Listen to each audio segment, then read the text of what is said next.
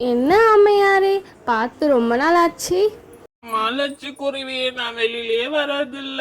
இந்த விதைகளை எடுத்துட்டு போயிட்டு உன்னோட தோட்டத்துல போட்டு வளலட்சு குருவியே. சரிங்க ஆமையே. உடனே லட்சுக்குருவி தன்னுடைய தோட்டத்தில் விதைகளை போட்டுவிட்டு குளத்திலிருந்து தண்ணீர் எடுத்துட்டு போய் ஊற்றி வளர்த்தது. இங்கே பாருங்க பசங்களா, அந்த பக்கம் போகும்போது ஆமையன்னா விதைகள் கொடுத்தாங்க. அந்த விதைகளை எடுத்துட்டு வந்து அம்மா போட்டு வளர்க்குறேன். யாரும் இல்லாதப்போ நீங்கள் தான் பார்த்துக்கணும். ஏன்னா தங்கக்காகம் இந்த பக்கம்தான் சுற்றி கொண்டே இருக்கும். இது எப்போ வளரும்னு காத்து கொண்டே இருக்கிறேன். 3 நாட்கள் கழித்து செடிகள் நன்றாக வளர்ந்தது. பூக்கள் எல்லாம் பூத்து அறுவடைக்கு தயாராகியது. பசங்களா, அம்மா இது தோட்டத்தில் இருந்து பறித்துட்டு வந்தேன். இதை சாப்பிட்டு எப்படி இருக்குன்னு சொல்லுங்க பசங்களா. உடனே பசங்கள் அதை ருசித்து ருசித்து சாப்பிட்டார்கள்.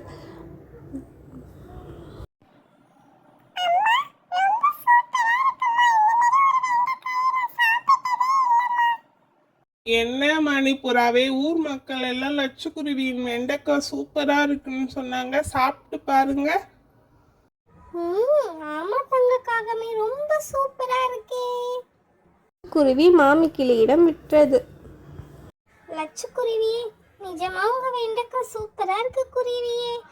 காட்டில் உள்ள அனைத்து பறவைகளும் பேசிக்கொள்கிறார்கள். திடீரென ஒரு வெண்டைக்காய் மட்டும் ஜொலிக்க தொடங்கியது. லட்சுக்குருவி ஆச்சரியமாக பார்த்து கொண்டிருந்தது. மிகவும் அழகாக ஜொலித்தது. வெண்டைக்காயே, என்ன நீ மட்டும் ஜொலிக்கிற? என்ன இது ஒரே ஆச்சரியமா இருக்கு எனக்கு. ஐயோ, வெண்டைக்காய் ஜொலிக்குதே.